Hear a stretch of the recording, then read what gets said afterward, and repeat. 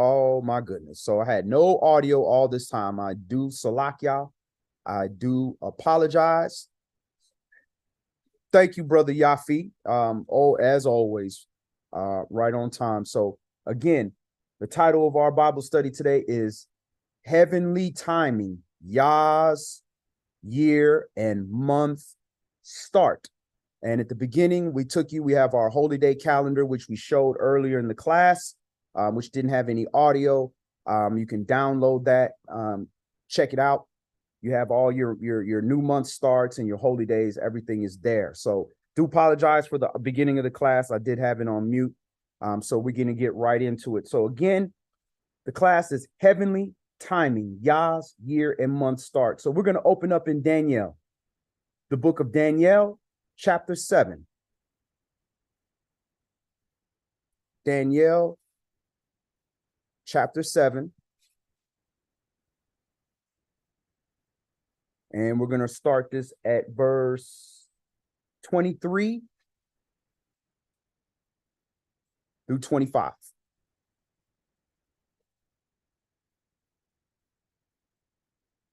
Thus he said, the fourth beast shall be the fourth kingdom upon the earth, which shall be diverse from all kingdoms, and shall devour the whole earth, and shall tread it down and break it in pieces.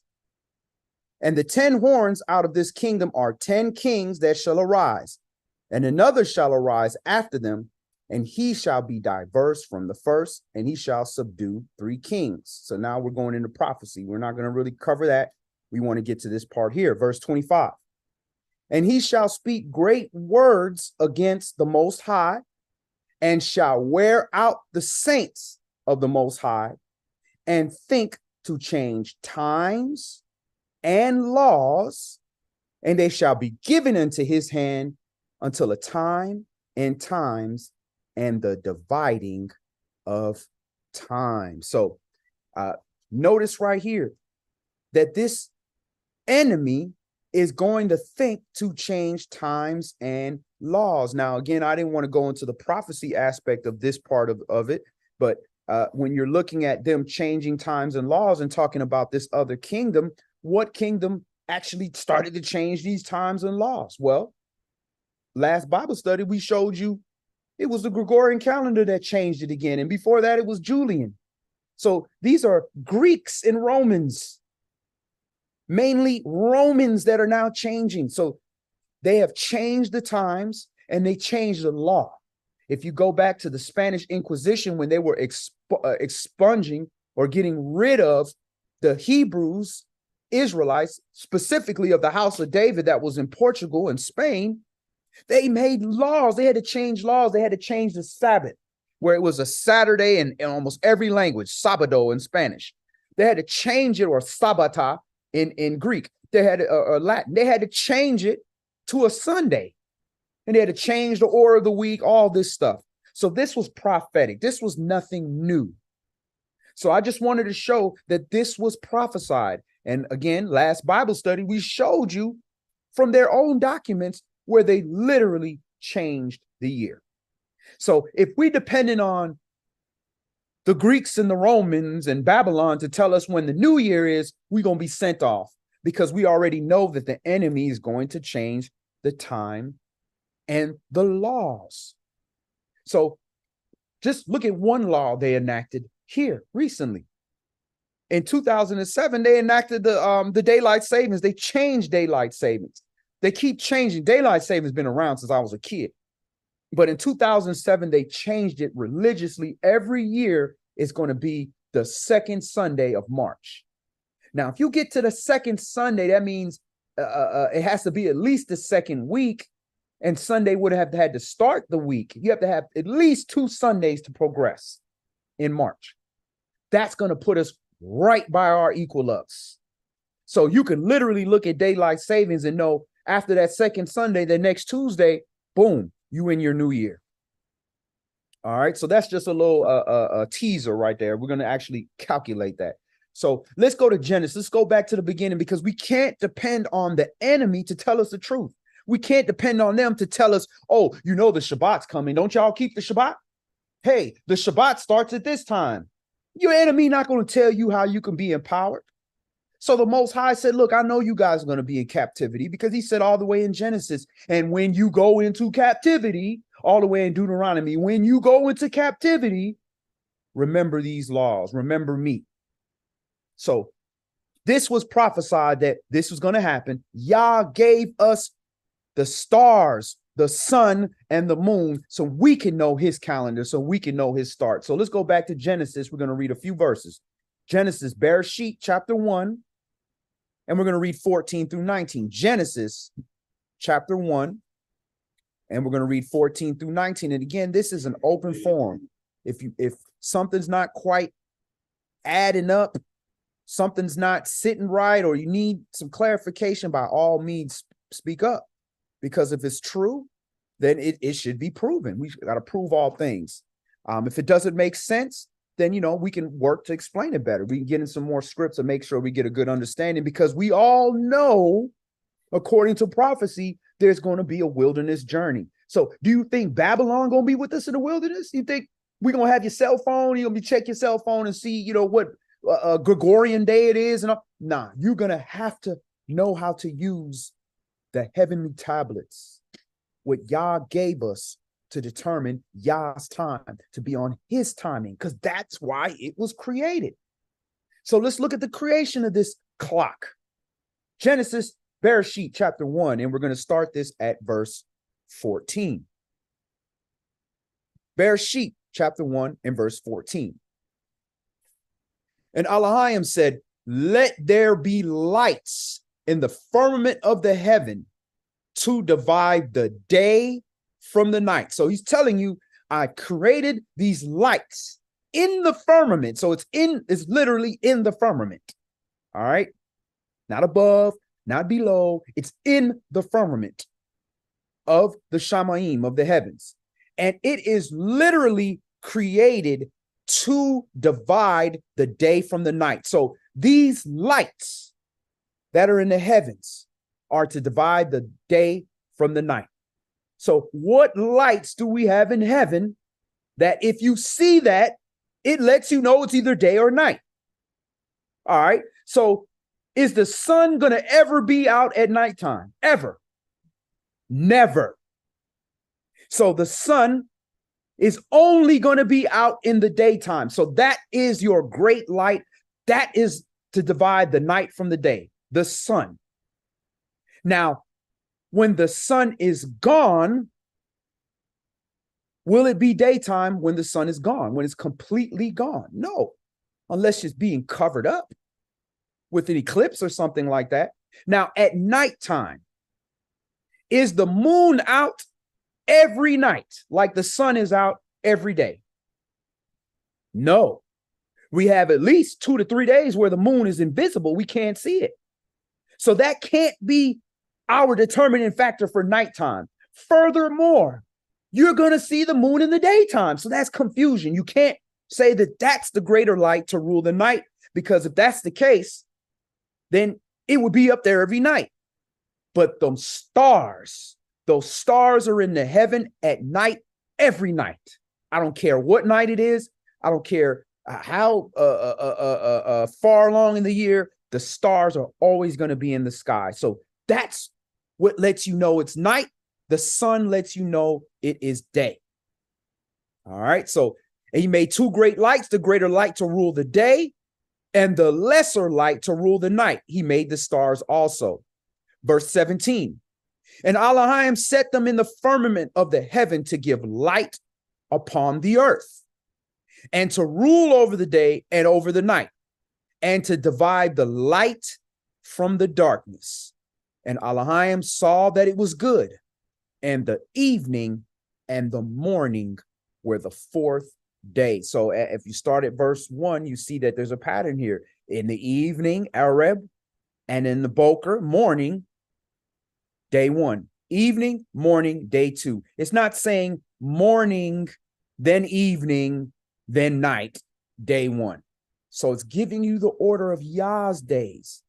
Now, man that likes to worship the sun, he starts his day off with the daytime. But that's not how the calendar day starts according to The first book of the Bible, Genesis.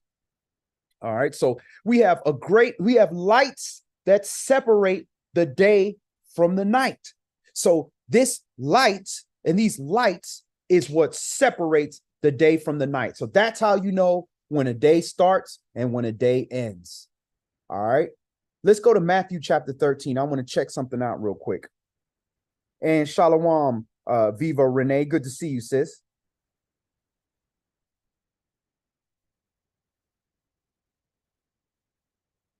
All right, so we're going to go to Matthew chapter 13 because we're given certain things, but then other things we're not really given clear cut understanding. And that was by design. And it got so bad that all these parables and all these things that the disciples just got enough nerve to ask YAH, like, just tell us, why all these parables? So we're at Matthew chapter 13 and verse 10. And we're just going to read 10 through 13. And the disciples came and said unto him, why speak you unto them in parables? And he answered and said unto them, because it is given unto you to know the mysteries of the kingdom of heaven, but to them it's not given. So YAH talking in codes, just like how we have what they call ebonics. We have our own language that we can talk. We can say certain things, or, with your wife, you can, you have your little inside jokes and you talk and you say certain things nobody else understands. Well, the Most High has that with his people as well. And he calls them parables. And you're not going to understand that parable unless you're given the spirit of understanding. A teacher could try to teach it to you all he wants, but if you're not given that spirit of understanding, you won't be able to apply it and understand how to apply it. So a lot of times when Mashiach is speaking in here, he's speaking in parables. And we're supposed to use the facts that were given of YAH and the laws that were given of YAH to take what we know is true and use that to help understand what this parable is trying to get us to understand. All right. Verse 14. Verse 13. Therefore I speak to them in parables, because they seeing see not, and hearing they hear not, neither do they understand. All right. So some things he's going to give us in parables. So let's go look at one of the things that he gave us. Let's go to John. Let's go to the book of John. And we're going to see how all of this ties into this calendar, how YAH was sitting in the midst of these Israelites, in the midst of these Edomites, and King Herod and all these Pharisees that hated him and the scribes that hated him. And he was talking in code that years later we will be able to get this and be able to use this. So we're going to Matthew. I'm sorry, you're right. We're going to John.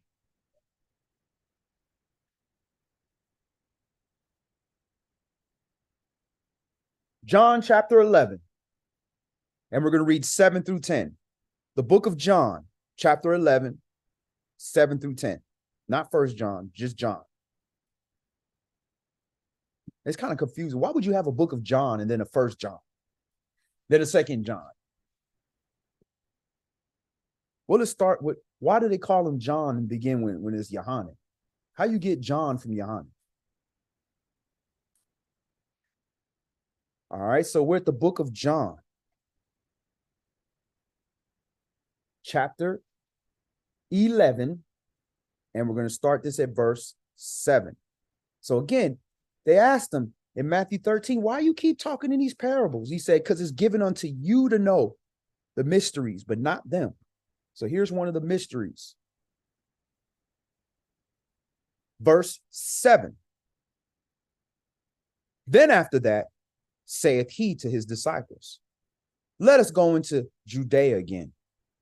His disciples say unto him, Adonai, the Yahudim of late sought to stone you, and you go you there again?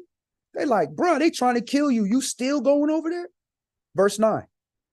YAH answered, Are there not 12 hours in the day? Wait a minute. I thought a day 24 hours. Or every daytime portion is in 12 hours. What happened right now? We don't have no 12 hours a day right now. So what is he talking about? Bless you. It says, if any man walk in the day, he stumbles not, because he sees the light of this world.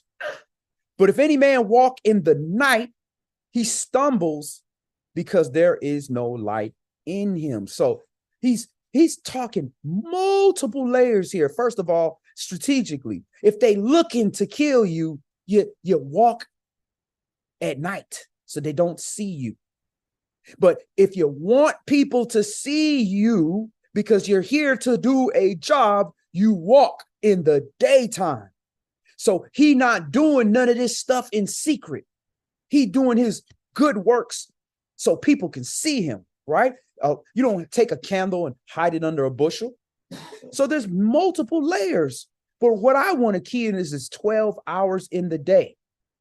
Now, when we look at the ancient calendar, the Zadokian calendar, the Enochian calendar, around 2 times of the year, you have about 12 hours day. And if you have 12 hours day, then you know there's 12 hours night. So this is talking about a specific time of the year. All right. Now, why would he say this around this time? Why would he not just say, hey, listen, man, walk in the day or walk in the night? Well, let's drop down to verse 55. And we're going to see what time of year it is when he's saying this. We drop down to verse 55. And the Yahudim Passover was near at hand. So that means they were coming close to Passover. So that would mean you right around the new year. That would mean you got about 12 hours day and 12 hours night. So it's the springtime. So he's letting you know what kind of calendar he uses.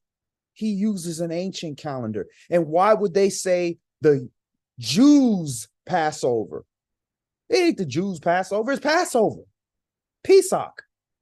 But apparently the Jews that were led by an Edomite king and possibly an Edomite high priest were keeping a different calendar than Yahushua. That's why what they call the Last Supper, they call it the Last Supper because they don't want to let you know it was Passover, or else we'd have to keep Passover. He kept this Passover. He even said, where should we go keep the Passover? He kept it days before the Jews' Passover was. And a lot of people could not explain that.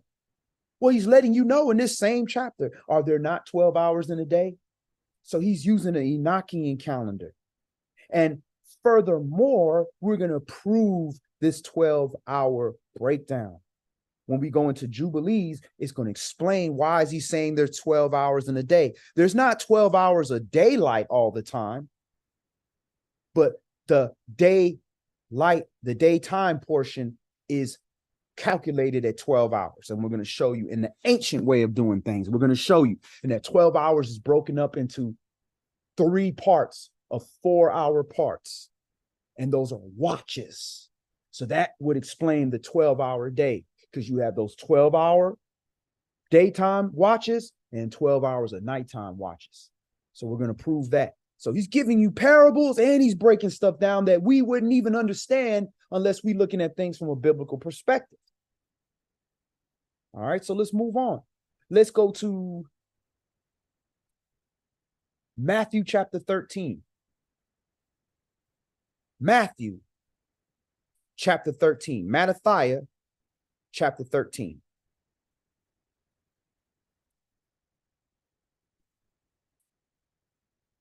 All right, so we're going to go to the book of Matthew. We're going back to Matthew. We were just reading that. Chapter 13. And we're going to read 32 and 37. He's giving you several clues about the calendar system in this one chapter that we're not picking up on. First thing he said in that chapter, he said, I speak to them in parables, so they don't know, but it's given unto you to know.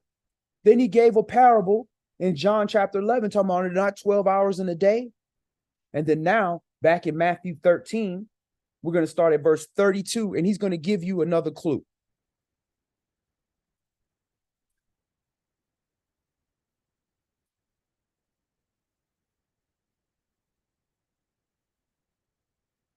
Excuse me, Luke chapter 13. I apologize. Luke chapter 13. So it's a different chapter.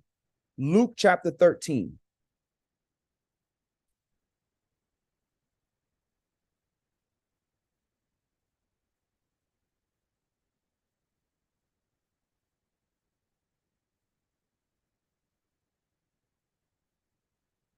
Okay, no, I got the wrong. This is wrong.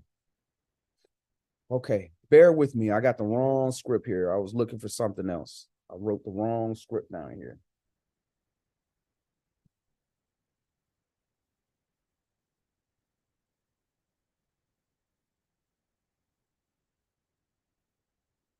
All right, I was going to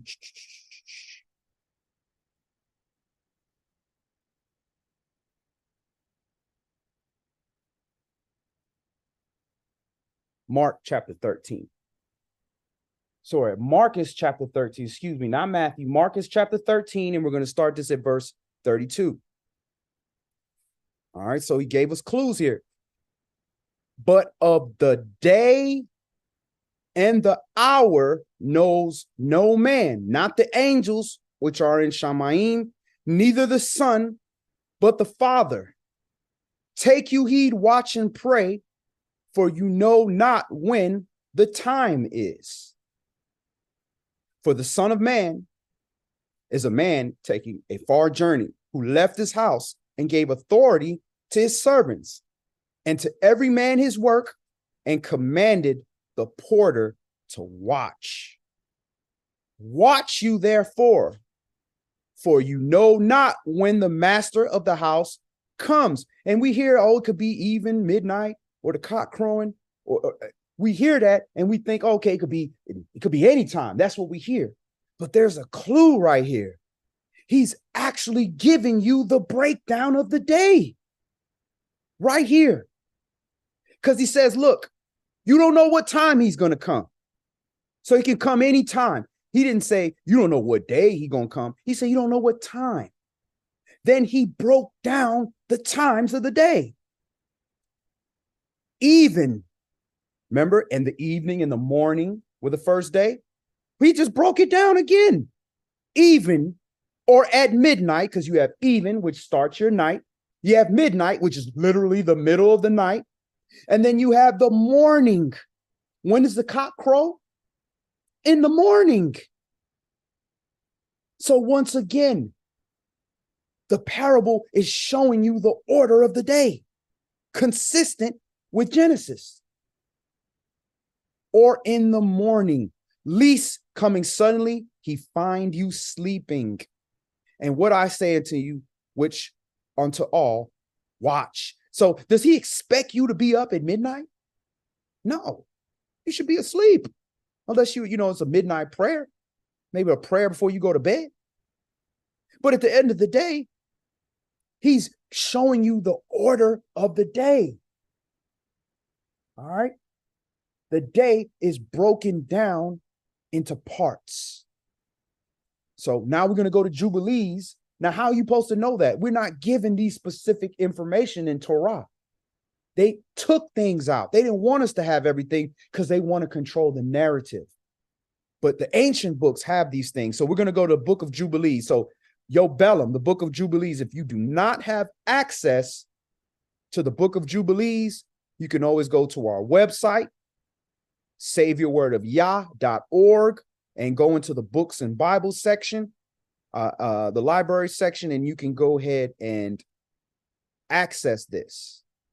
So you just go to our book page, go to the library, and then you can access all of this stuff. So we're at the book of Jubilees,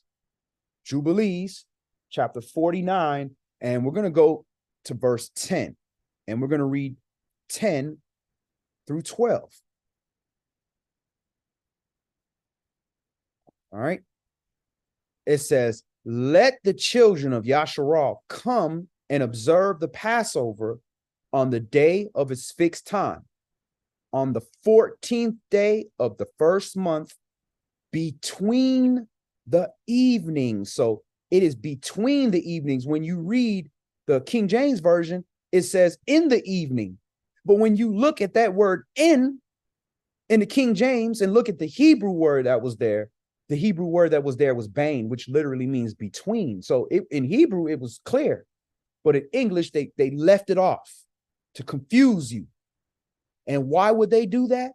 Because if you read this whole chapter, they say Passover is so important that if you keep the Passover correctly, the plague will stay off you that year. And the first Passover, if you kept it correctly, your firstborn wouldn't die. So they believe if they can give us false information, that we would die by default. All right. So verse 10, let the children of Yasharal come and observe the Passover on the day of its fixed time, on the 14th day of the first month, between the evenings. Not only between the evenings, it says from the third part of the day to the third part of the night. So that lets you know there's 2 evenings. You have the one that starts from the third part of the night, the third part of the daytime, and you have another evening which begins ending the third part of the night, because at the third part of the night, you're getting ready to have the morning again. Now, let's break that down again. We got do it real slow. Let the children come observe the Passover on the 14th day of the first month, between the evenings, from the third part of the day to the third part of the night. For 2 portions of the day are given to the light, and a third part to the evening. So if you break up, he just told you, are there not 12 hours in a day? So the 12 hours of the daytime portion, right? 12 divided by 3 is what? 4. So you got 3 4-hour durations. The first 4-hour portion, right, is given to the night. Again, it's given to the night. So this is as the sun goes down and it's not yet dark, and then it becomes dark. Now that is your first part of your night. All right. The second part of the night comes, then the third part of the night. So this is talking about the third part of the day, daytime. So as your day is getting ready to end, that's the first portion. Then as the night starts, that's the first portion of night. The middle of the night is the second portion, and the third part of the night going into getting ready to start the evening. That is when the Passover is observed. So in other words, on the 14th day, as the sun goes down, you killing that Passover, but it's still light outside. When it becomes dark, that's the first part of the day. Then you have 2 more portions of the night. All right. So verse 11, that is which Yahweh commanded you, that you should observe it between the evenings. And it's not permissible to slay it during any period of the light. So those first 2 portions of the day, you can't slay it in the 14th. So when you start your daytime portion of the 14th day, you can't slay it in the morning of the 14th. You can't slay it in the afternoon of the 14th. You can't slay it until that third portion of the daytime portion, the last 4 hours of your daylight. That is given to dark. Even though it's still bright outside, it's starting to get dark, and they consider that evening because it's moving towards even, which is dark, when it becomes perfectly in between. All right. So it is not permissible to slay it at any period of the light, but during the period bordering on the evening, and let them eat it at the time of the evening. So you can't eat it until the 15th. So the bordering of the 15th, which is that the sun has gone down, it's the stars ain't out yet, but the sun is not out. That's when you can kill it. but you can't eat it until it becomes dark. So when it becomes dark, that's the first part of night. You eat it until the third part of night. So it becomes dark, that's the first part of night. Then you got midnight, that's the second portion of night. Then you have the third portion of night, which is late at night, 3 o'clock, 4 o'clock in the morning, all the way until it's about to become morning.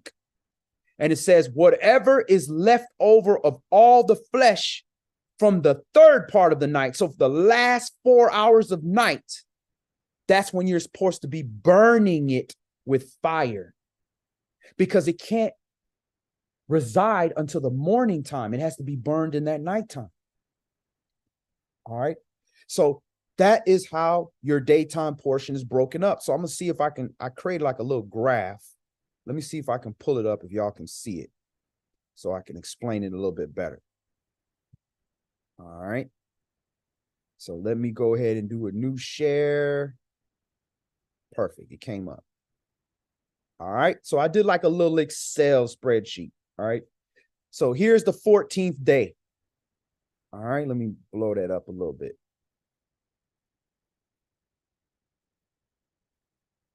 All right. So here's the 14th day. Right. And we know it starts at night. So the 14th day starts at night. Here's your 3 portions here.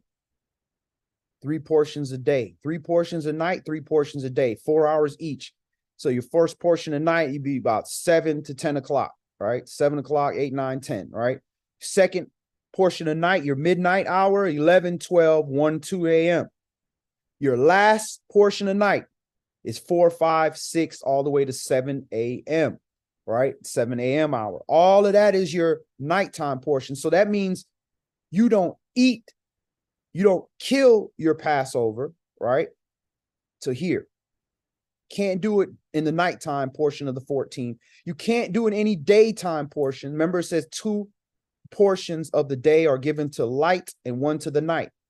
So this here, this last portion from 4, 5, 6, and 7 p.m., that is the third part of the day of the 14th.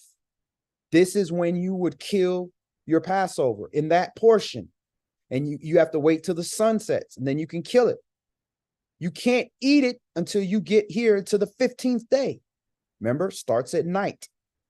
This 15th day, when it becomes nighttime, and let me fix that. It should be 7, 8, 9, 10, like the other one. However you break down this 4-hour period. All right. Here you have your first portion of night of the 15th. You're eating, you're feasting. This is when we would have been eating the Passover. You eat it, you got 8 hours to eat. Once you get here to the last 4 hours of your night, this is here where you got to be killing it. You got to be burning it, because why you had to burn it? Because you had to get rid of it, and you had to get in your house before the destroying angel came. And when the destroying angel came on that first Passover, you didn't even have that much time. Because remember, he came by midnight, the dead bodies was already found. So that means they ate it, that first portion, and they behinds knew you not finna hang out if you know a destroying angel is coming. You might not even chew your food. You're like, all right, let's get in the house. I ain't trying to lose my firstborn. And I'm a firstborn. I definitely ain't trying to die. So this is why you had to eat it in haste. All right. So that's how it's broken down. And then here you got your 3 portions of your day, right? By this first portion, it's gone. We was already out of here, because it says we left out on the 15th. All right. So that's the ancient breakdown of the day. Hope that helped you there. All right. So now we're going to go to Psalms 55. And then after that, we're going to go in Enoch, and we're going to show you the breakdown of how to start the month and the year. So Psalms 55, just giving you another witness from King David.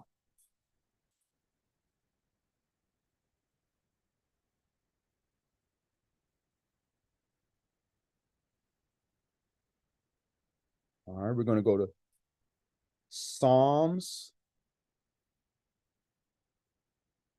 chapter 55. And we're going to start that at verse 17. Really only need to read one verse here to get the point. So Tehillim, Psalms 55 and verse 17.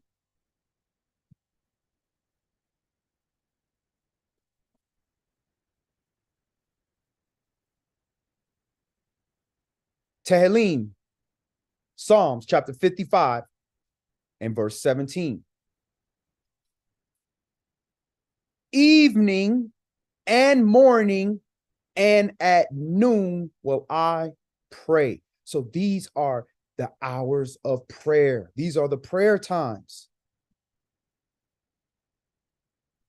Okay, yeah, be careful. That's good, baby. Evening, morning, and noon. Those are your prayer times. So King David understood. And when do you want to pray? At the time of the incense. So your prayers could be carried up to heaven. And notice he's giving you the order of the day again. So Yahweh gave you the order of the day. The Bereshit, Moshe gave you the order of the day in Genesis. And then Yahweh came, which is the word himself, and gave the order of the day. So you have your evening, starts your night. Then you have the morning, starts your day. Then you have noon, which is the middle of your day.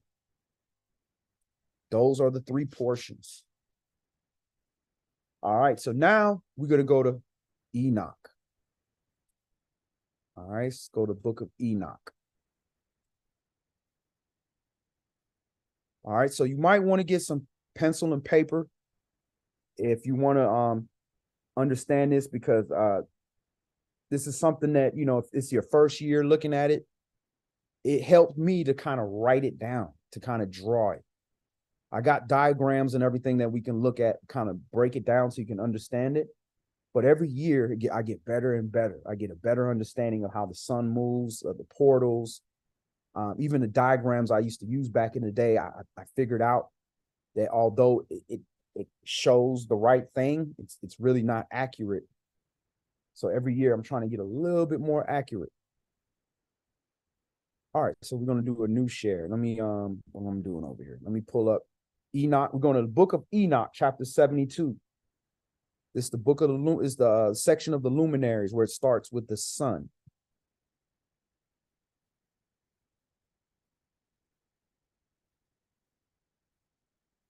All right, so book of Enoch, chapter 72.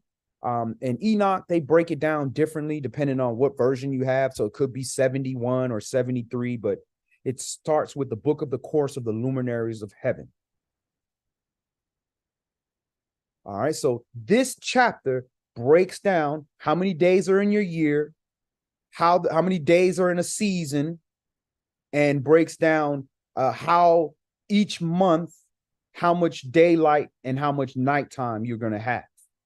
And then it also shows you how do you know when the year starts and how do you know when the month starts. So Enoch chapter 72 and verse 1. The book of the course of the luminaries of the heaven, the relations of each according to their classes, their dominion and their season, according to their names and the places of origin, and according to their months, which Uriel, the Kodesh Malakim, or Malik, who has with me, who is their guide, showed me. And he showed me all their laws exactly as they are, and how it is with regard to all the years of the world and unto eternity. And notice when eternity ends, till the new creation is accomplished, which dureth till eternity. So you have forever, then forever, ever. All right. So this is how time is going to happen till the new creation is accomplished. And that creation is going to go on forever. And guess what? That ain't happened. We ain't got no new creation yet. We still struggling with the original one. All right. And this is the first law of the luminaries, the luminary of the sun. The luminary of the sun has its rising in the eastern portals of the heaven, and is setting in the western portal of the heaven. So that lets you know that the sun rises in the east. Those are portals. Sets in the west. That's the western side of the portal. A portal is an opening. All right. And we're going to show you what that looks like in a minute. And I saw 6 portals in which the sun rises, and 6 portals in which the sun sets, and the moon rises and sets in these portals, and the leaders of the stars and those whom they lead, 6 in the east and 6 in the west, and all following each other in accurately corresponding order. So they're following each other. So they're not coming from different angles. No, they're following. They're all going the same direction. Order. Everything goes east to west. East to west. When you look up at the stars at night, if you find a constellation, Orion's belt is usually the easiest one to find. That literally, if you look at it and you look at a fixture in the sky, like a tree line or a skyline, if you give it about 15 to 20 minutes, you're going to see that same constellation move to the west. That's how you know you're directioning at night. You find a star that's prominent, you find a marker in the skyline, and you see which direction it moves. Whatever direction it moves to is your west, because everything comes east to west. The sun rises from east to west. The shadowing on the moon, the light comes in from east to west, and the dark comes in from east to west. All right. And again, I saw 6 portals in which the sun rises, and 6 portals in which the sun sets, and the moon rises and sets in these portals, and the leaders of the stars and those whom they lead, 6 in the west, 6 in the east, and follow each other accurately in corresponding order. Also, many windows to the right and left of these portals. All right. Notice it says that the sun and the moon move. But what does the European tell you? The European tell you the earth moves. But the Bible tells you, which we'll do in another class, I'm not going to do a flat earth class today, that the earth is fixed on pillars. It don't move. We were created. The servants move. The sun, moon, and stars move for us so that we could be aligned with YAH. Verse 4, and the first, there goes forth the great luminary named the sun, and his circumference is like the circumference of heaven, and he is quite filled with illuminating and heating fire. The chariot in which he ascends, the wind drives, and the sun goes down from the heaven and returns through the north in order to reach the east. And so guided that he comes to the appropriate portal. So notice that it goes east to west and it goes north. So if it's going east to west, let's look at a circle like this, all right? Put a circle facing you. It's going east to west. It goes north. So that means it's circling. It's not going across. So if you draw a circle, right? It's not radius east-west. It's going north. So that means it's circling the earth. It's not going straight across. So some of my diagrams before showed it kind of going straight across. It's circling the earth from east to west. So it's going north. It's not circling from the bottom, circling southeast to west. So Enoch is breaking it down. He's telling you everything that we see.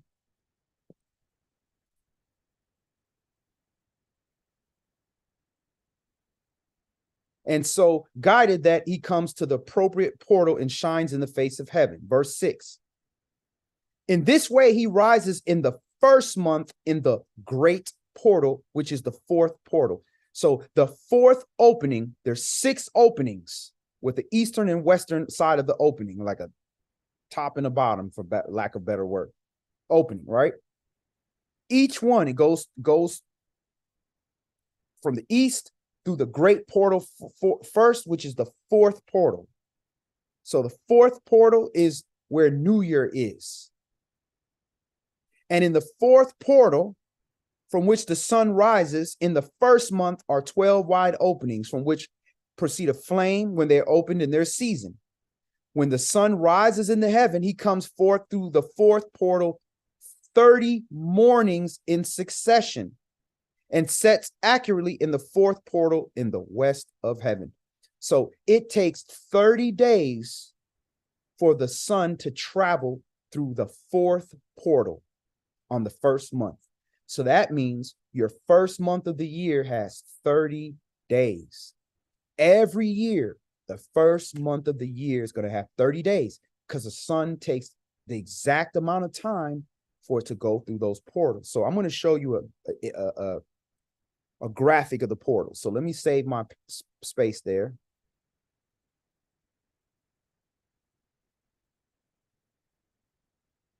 All right. And let me go ahead and pull up the graphic. All right. So let's see. Here we go. Here's a good graphic. All right. So again, the sun and the moon and the stars move, not the earth. The earth ain't rotating. These things rotate around us. So you see how it's circular? So the fourth gate would be here. They got it around the equinox because they're concerned with the equator on the earth. So right here around March 2nd, right after the second week of March and the second week of September is where you have your fourth gate. So the sun is going around. You see here, this is east, this is west. Or this would probably be a better version. This is east and this is west. So it's going east, north. This is north here, north, south. So it's going around at this level. It goes in levels, heights. All right. It's further away. The further away the sun is, the higher it is in the sky. Because the law of perspective, when you look at something from a distance, the further it is on the horizon, the higher up on the horizon is going to look. Like some telephone poles. If you look at telephone poles close, they look like they don't look that high. They're only like 12 feet, not 12, like 20 feet up or something like that. But then when you look at them a distance, it looked like, even on a flat surface, like I'm from Miami, it's very flat in Miami. You look from a distance, it looks like the telephone pole's way up in the sky. That's the perspective. So the sun operates the same way. When it's furthest from you, it's high up in the sky. When it's close to you, that means it's closer to the earth. The closer it is in angle, the cooler it is. The farther it is, the hotter it is. So just like if you take your cell phone and you use your cell phone light and you put it on a piece of paper, and you circle it around something on a paper, like draw a dot on a piece of paper and put your flashlight and circle around the dot. The closer you are to that dot, the less light is on that paper. The higher you are up, the more of that paper is lit up. That's how you have your time zones. That's how you have your heat and warmth. All right. So the fourth portal is right here. It goes around here, fourth portal in a circle from east to west in a circle for 30 days, north to west, north to west, southeast, north, west, southeast. And it's going up. You see how it's going up, like winding, like it's going up a mountain? It goes up. It takes 30 days to go from the fourth portal into the fifth portal, which is the next one. So then it goes from the fifth, it takes a certain amount of days, and it goes to the sixth, right, which is up here. It goes all the way to the top of the sixth, then it got to go back down through the sixth, back down through the fifth, back down through the fourth, and that will be your fall because the sun is falling, right? The days are falling short. Then it goes back all the way down to where we are now in the first portal, where it's the coldest and the night is the longest. The bigger that circle is, the longer the night is. That's how big the shadow is. The smaller that circle is, the more daytime, because it takes longer for the sun to go around that portal. All right. And that's why the sun gives you this kind of infinity looking symbol in the air. Because it's going up, up, up, up, up, up, up. Then they got to go down, down, down, down, down, down, down. Then they got to go back up, up, up, up, up, up through these portals. All right. So let's go back and let's pick up. So now you can visually see that. And I'm going to give you one more graphic. All right. So this graphic here is how the seasons work. So again, we did this first gate, the fourth gate here. So this fourth gate is right here. It takes 30 days for the sun to travel through this fourth gate into the fifth gate. That's how we know the first month of the year is always going to have 30 days. All right. Then it takes another 30 days. Then it takes 31 days. So I'm jumping ahead. These are your seasons. All right. So we'll come back to that. All right. So verse 9. So again, 30 mornings in succession and sets accurately in the fourth portal in the west of heaven. And during this period, the day becomes daily longer and the nightly shorter to the 30th morning. So every morning of that first month, your night is getting shorter and shorter and shorter and shorter for the first time in the year since reaching equilibrium. All right. So after it's equal day, equal night, then the next day it starts getting longer for 30 days straight. All right. Now, on that 30th day of that first month, it says on that day, the day is longer than the ninth by a ninth part. And the day amounts exactly to 10 parts and the night to 8 parts. So this is where they bring the confusion.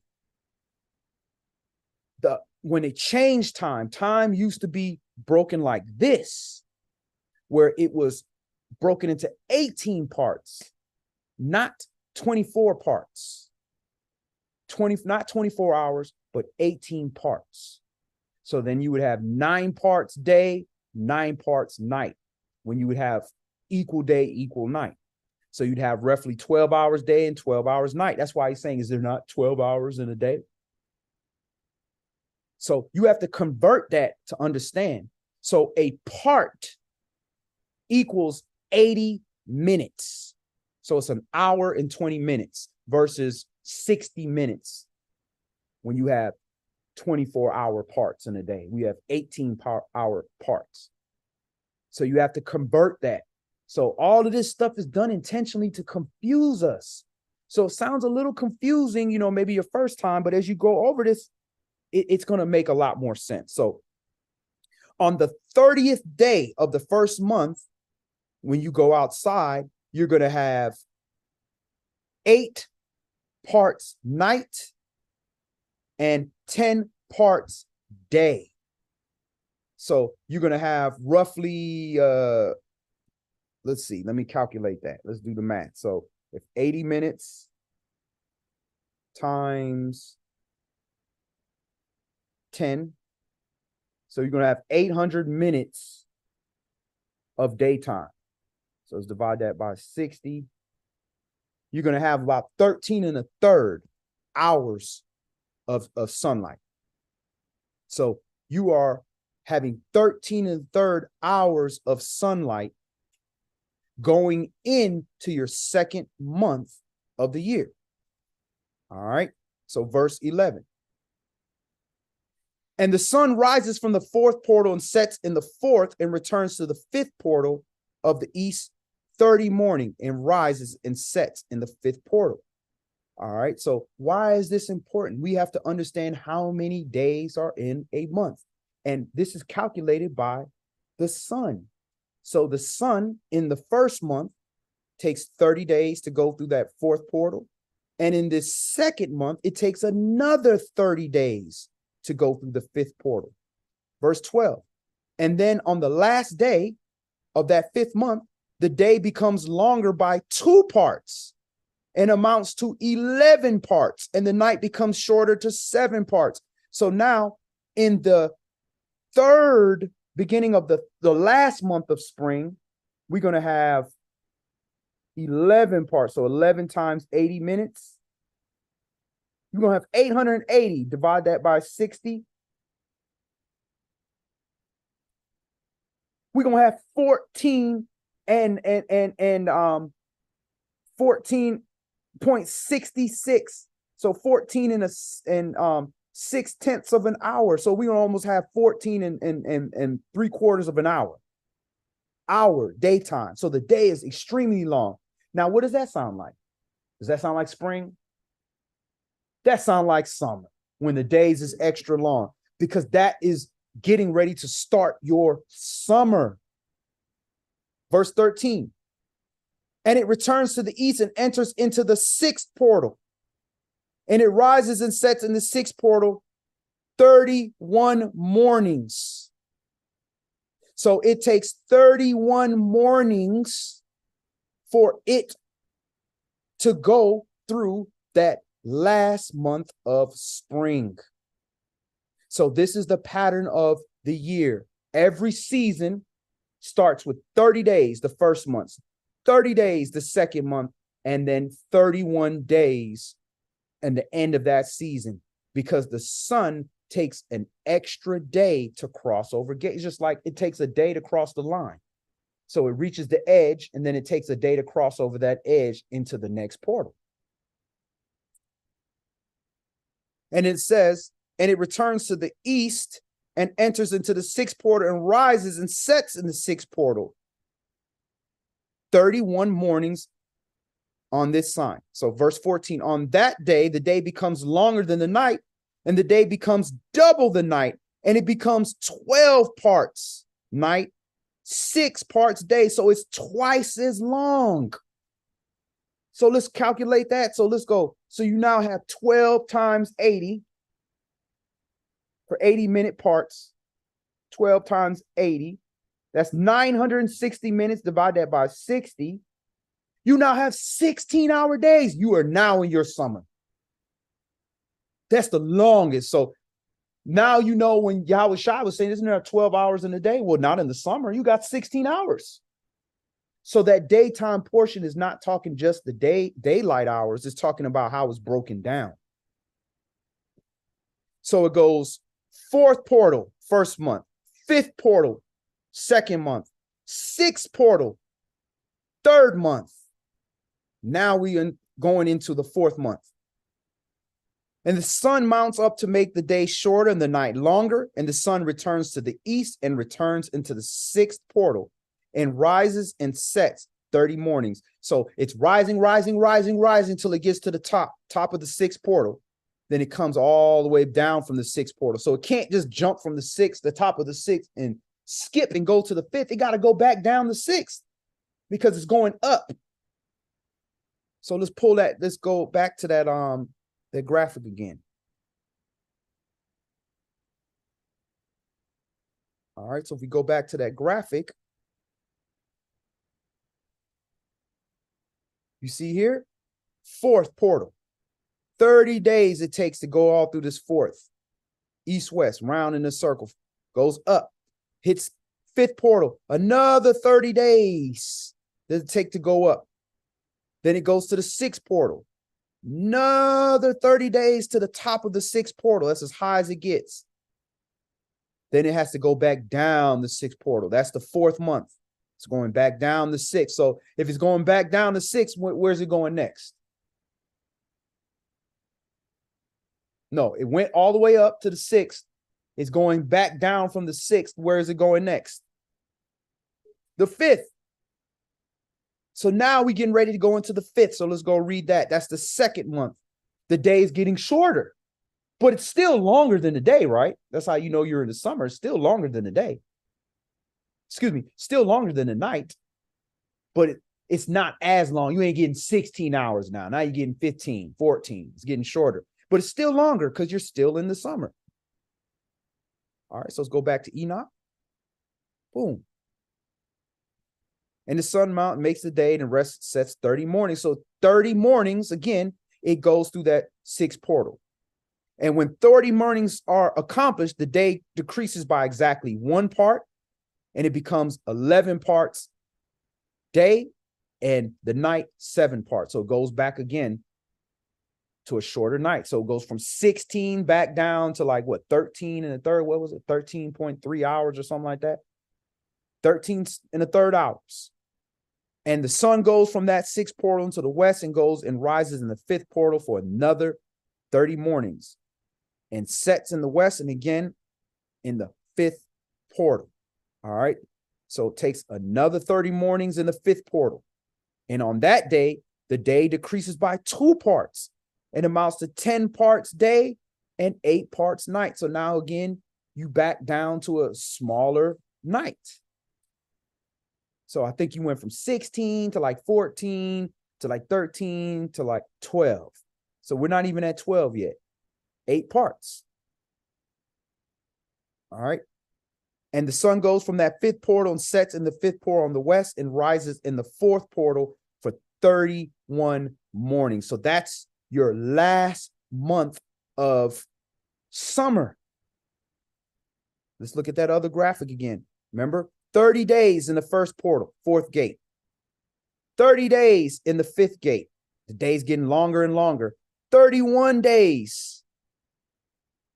It's getting longer. Go into your summer. 6th gate. High as it gets. 30 days. 5th gate. 30 days, it starts to go down. The days are getting shorter.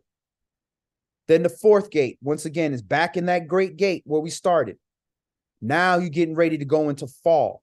Now you're about almost equal day and equal night around this portion. That's why they call it fall. They call it fall because your days, once you go into the fall shorter than the night. The night is longer than the day. That's why it's called fall. They call this spring because the night is longer in wintertime. But then as you get into the spring, the day for the first time springs longer than the night. All right, so we're going to go back to Enoch. So it goes through that for 31 mornings. So anytime you see 31, you know that's the ending of a season.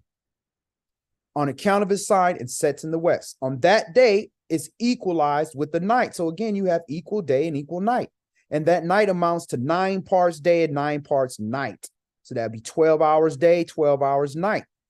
That's called the autumn equinox or autumn equinox. And the sun rises from that portal and sets in the west and returns to the east and rises 30 mornings in the 3rd portal and sets in the west in the 3rd portal. And on that day, the night becomes longer than the day and the night becomes longer, and on that day, the night becomes longer than the day, and the night becomes longer and the day shorter till the 30th morning. And the night amounts exactly 10 parts and the day 8 parts. So it flips around. Now the day is only 8 parts. It's only 800 minutes. And the night, the day is less. And the night is 800 minutes. So the night is longer. And the sun rises from that 3rd portal and sets in the 3rd portal in the west and returns to the east for 30 mornings and rises in the 2nd portal. All right, so it goes into that 2nd portal. Once it goes through that 2nd portal, in like manner, it sets in the 2nd portal in the west of heaven. And on that day, the night amounts to 11 parts and the day 7 parts. So now we get into those long, long nights. The day is getting long. You know, we know those times because Shabbat is coming. So we like, man, the sun coming quick. We got to hurry up because we don't have a lot of daytime. When we knock off work on that Friday, we don't got much time. And the sun rises on the day from the 2nd portal and sets in the west in the 2nd portal and returns in the east of the 1st portal for 31 mornings. So now you're going into your winter. This is what we just went through right after Hanukkah. We went into this part where you have the winter solstice. It's called the solstice, where you have the longest nights of the year. So there it is, 31 mornings. We know that's the last month of your fall. And it sets in the first portal in the west. And on that day, the night becomes longer, amounts to double the day. So it's twice as many hours of night. It's 16 hours of night and 8 hours of day. That is your solstice. And on that night amounts exactly 12 parts, and the day to 6. And the day and night becomes longer, amounts to the double the day. Night amounts, and the sun has traversed the divisions of the orbit and turns again on those divisions of the orbit, enters the portal 30 morning and sets to the opposite of it. So again, as it goes down into the first portal right here, it can't just automatically jump all the way back up to the second portal. It got to rise back up. So now it's rising back up through the first portal again in the first month of winter. And it goes here to go into the second portal. All right. And on that night, it has the night decreasing in length by a 9th part, and the night has become 11 parts and the day 7 parts. So the night is getting shorter again. Still longer than the day, but it's getting shorter. And the sun has returned into the second portal in the east and returns on those divisions of the orbital for 30 mornings, rising and setting. And on that day, the night decreases in length, and the night amounts to 10 parts, and the day to 8. So the night getting shorter and shorter again. And on that day, the sun rises from the portal and sets in the west and returns in the east and rises in the third portal for 31 mornings. So now when you see that 31, what does that 31 mean? Is it the beginning of the season, end of the season, middle of the season? That's the end of the season. Why is that the end of the season? Why is there 31 days in the end of the season versus the middle of the season?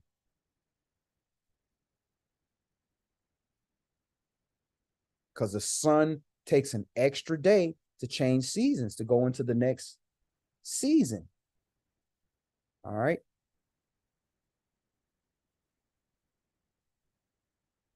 All right. And on that day, the night decreases, amounts to 9 parts, and the day to 9 parts, and the night is equal to the day, and the year is exactly as it is. Oh, wait a minute, I skipped.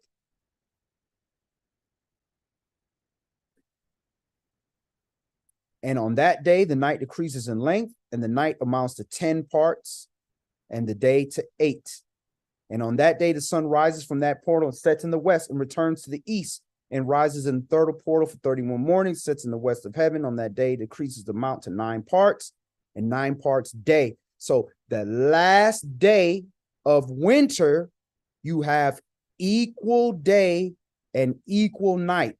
That is day 364. So this is how you know when the year is ending. When the night is getting shorter, and it's almost equal day and almost equal night.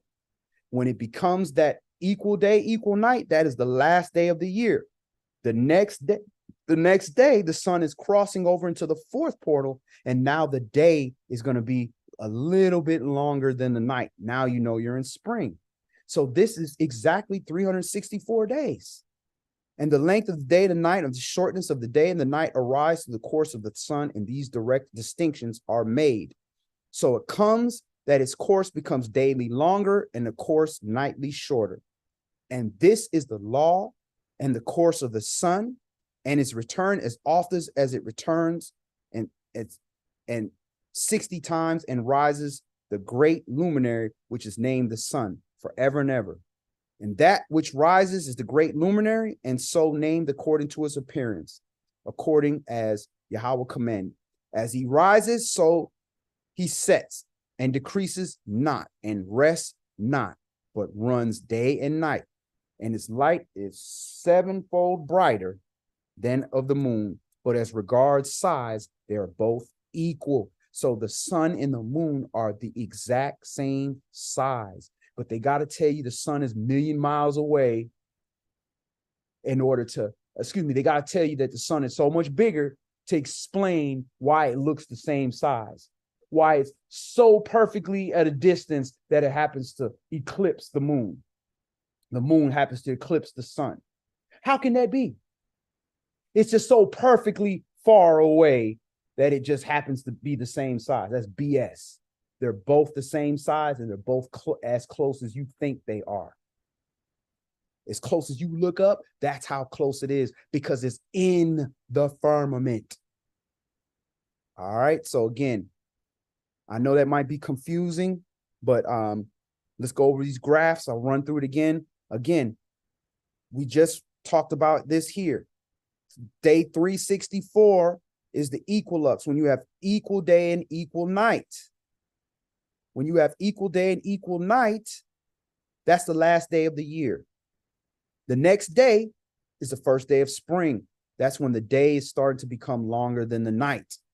Now, how do you calculate that? You can't go by just the sunset and the sunrise, because when the sun sets, you still got light outside. You got refraction. You still can see. So that can't be it. It's how much daylight portion. Remember, the sun could set and it's still light out. You have to say, how many hours are we seeing light? How many hours can we, not see the stars? And how many hours can you, see the stars? Because the stars is not going to show up during the daytime.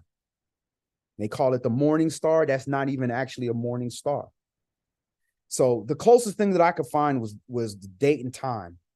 Date and time kind of shows you the sunrise and sunset times, the specific time of year, and it breaks down, the duration, the day length. Now, these numbers don't add up. They don't add up at all, because how are you getting 11 hours and 52 minutes when you have a 7:51, 7:43? The numbers don't add up. And then you're looking at here where they say around here, you have equal day and equal night, like around the 16th. But then yet they say the equinox is equal day and equal night. They're saying it's on the 19th. That don't add up. So they're lying. They're not giving you accurate numbers. And when does their calendar day start? What time of day does it start? At midnight. So they can't calculate how many hours of sun light you have, because they're calculating based on days. Because at midnight, right? Midnight, it's the next day to them. So that's not the same. So that messes up your count. Then look here, daylight savings, they shifting the clock an hour back, this, that. So if you calculate and you got 12 hours day, 12 hours night, and the day before you had something like, or a couple days earlier, you had 10 hours. It ain't going to jump 2 hours in 2 days. It ain't going to jump an hour in a day. That's them messing with the clock. But interesting enough, like I said, they made that law in 2007 where they required daylight savings to start the second Sunday of March.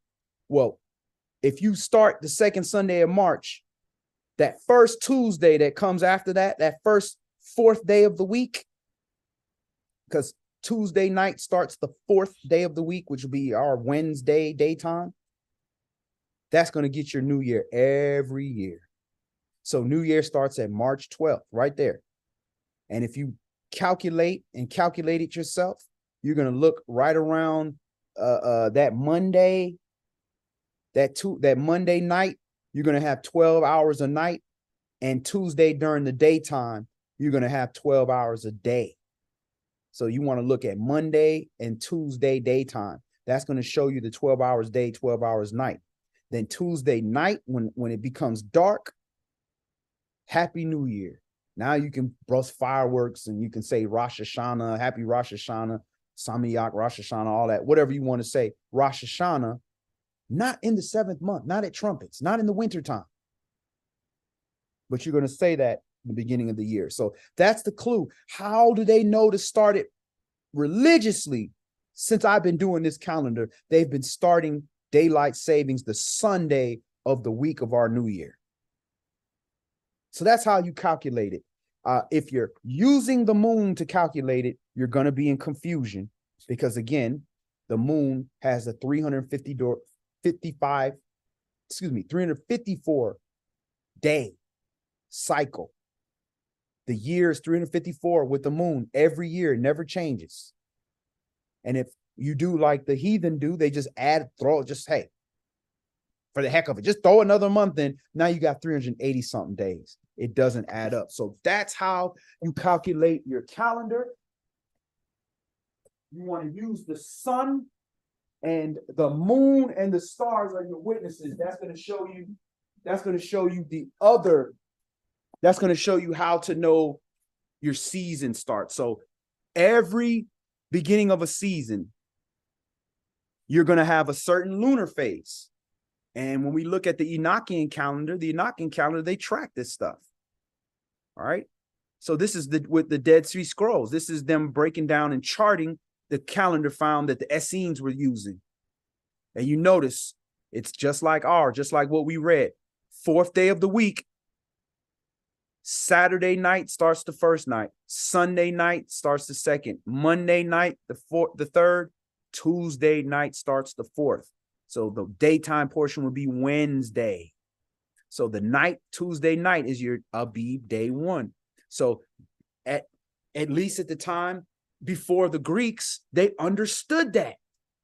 They Shabbat every year was the 7th day of the week. Every month, every week, 7th day always, never changed. And the first Shabbat of the year was the 4th day of the year. And we can prove that if you look in what was the name of that? Psalms of Sabbath sacrifice, which was also found in the Dead Sea Scrolls, where they tracked what the priests were doing, the psalms that they had to do for each Shabbat of the year. All right, so you have that. There's your start. And notice it's broken down three, all of these are 91 days here. 30, 30, 31. The summer solstice, it takes an extra day for the sun to move. All right. Then you got 30, 30, 31. Now it brings you to the autumn equinox, the 31st day of the 6th month. Same thing, 30, 30, 31. The winter solstice, this is the longest night of the year. Then you have 30, 30, 31. Then you have the spring equinox. All right. So again, the equinox is not what Enoch was referring to in this, because the equinox just means the sun put a shadow across the earth. It does not mean that you have exactly 12 hours day and 12 hours night. That happens days before, up to a week before, anywhere from 4 to 7 days. So they understood that. And this is how your holy days are calculated. If you don't know when this day is the first day of the year, how are you going to know when the 14th and the 15th is to keep your Passover? You're going to be all over the place. Every year, again, Tuesday night. This is when your unleavened bread Passover feast starts. Go here, 7th month, same thing. Tuesday night, trumpets. Always perfect. Matches up perfect. And notice here, they have the course of the priests, which they explain in Chronicles, where they divided up the priests, where for every week, a certain family of the priests of the sons of the Levites had to come in and do service. So you see here, 1st day, 4th day of the month. So the 1st month, 4th day, the Shabbat. That's letting you know year 1, the Shabbat is on the 4th day of the year. Always. 4th day of the year. That priest is coming in. He's going from the 4th to the 10th. Then on the 11th, the next priest comes in, so forth and so on. So they tracked it. And look, they tracked what moon phase was out. So you look, year 1, notice on the 17th, there's a new moon. On the 1st, there's a full moon. Then you go to year 2. On the 7th, there's a new moon. And the 20th is a full moon. So it's showing you the moon phases are changing every year. But at the end of the day, what you see right here about is Shabbat. First month, fourth day is always going to be the fourth, is always going to be your first Shabbat of the year. That never changes. Year 2, same thing. Go year 3, look, boom, same thing. Year 4, same thing. Year 5, same thing. But these moons is changing though. Year 6, same thing. And that brings you into the Jubilee. And the 7th year is the Jubilee. Something changes. That's why they don't have this chart right here. Something changes that Jubilee year. We don't have all the answers, but something changes. That's why they only gave you 6 courses of priest, but there's 7 years. All right, so that's the basic breakdown of the year, of how to calculate your year, how to know what season you're in. All of that is broken down there. If you want access to any of these graphics, you can reach out to us at saveyourwordofyah.org. You reach out to us there. Give us your email information. We'll send you copies of this stuff. If you want to access that, you can also email us at info@saveyourwordatl@gmail.com, and we'll go ahead and get you a copy of that as well. If you have any questions, like I said, definitely reach out to us. We've been doing this for years. We've been watching it. And we've been watching these lunar doctrines just fall left and right, left and right. People are moving away from it because it just doesn't add up. It's not mathematic. Now, you can use that for farming. You can't use that for YAH's calendar. It doesn't add up. But what you will see, again, if I go back to that share, how the moon does relate.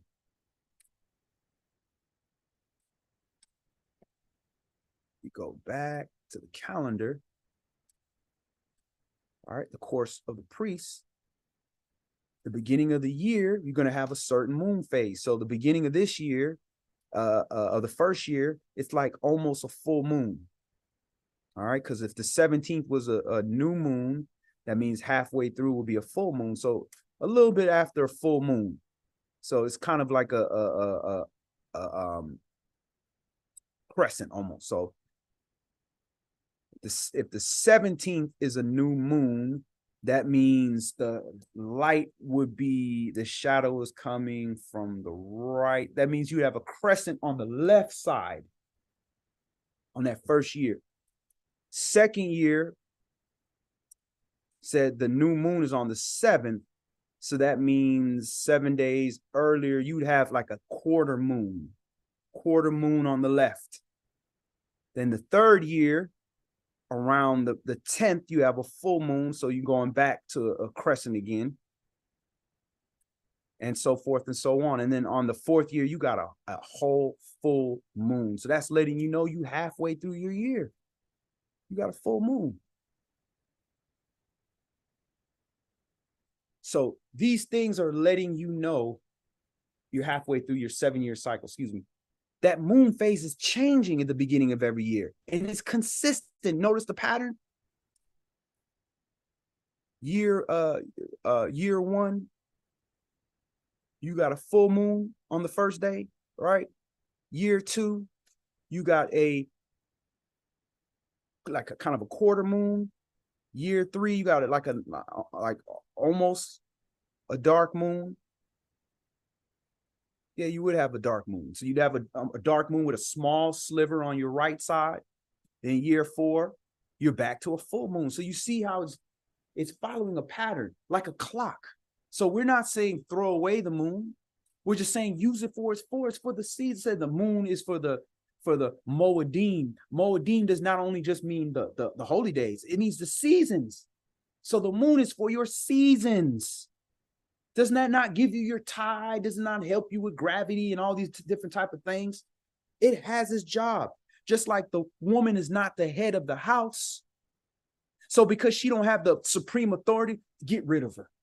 I only want this. So you gonna be a gay man? You gonna have 2 heads of houses? That's a monster. No, she has her job.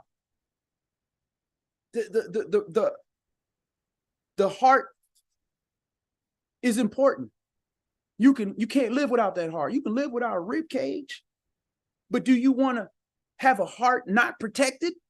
The heart needs a rib to protect it, to keep you upright. So these things come together. The sun needs the moon, because all three got to align to start a revolution of time, to start like a specific year, or to start Jubilee year. All these things are going to line up in perfect succession, just like the clock. In order to start a new day with the 12 o'clock clock, everything got to be lined up at 12. The second, the minute, and the hour all got to be lined up. So it's the same thing. These things when all these things line up for a specific full year, that's going to tell you what year you're in. So if we had what did we have when the year started this year? I think we had like a sliver moon on the right or something like that. The beginning of winter, we had the same thing, same moon phase. But guess what? The beginning of spring, we're not going to have that same moon phase. The moon phase is going to change. Then we have a new, and that's supposed to tell us what year we're in.